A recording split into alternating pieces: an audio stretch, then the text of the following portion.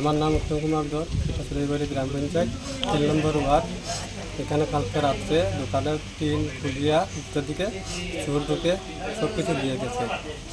আমি 9টার সময় দোকানে আওয়ার পরে তালাটা খুলছি, খোলার পরে দেখি দোকানের ভিতরে কিছু নেই, আর টিন কাটা হয়েছে। তাই পুলিশ এসেছে, পুলিশ এসে দেখে বলেছে কিছু তারা দেখবে, আর আমরা তার সহযোগিতা করব। আর আমরা চাই যাতে চোরকে আমরা ধরতে পারি, তার জন্য আমরা পুলিশের কাছে আবেদন রাখলাম। আর ক্ষতি হয়েছে রূপা প্রায় 1 কেজি 20-25 ভরি হবো। আর সোনা 4 আনা নিয়েছে, আর পাথর হয়েছে স্টোন পাথর 8টার মতন নিয়েছে। এতটুকু আমরা দেখেছি, বলবো প্রায় 1 কোটি কিনা হয়ে যাবে সব কিছু নিয়ে। 1 কোটি। কালকে রাত্রে হয়তো গভীর রাত্রে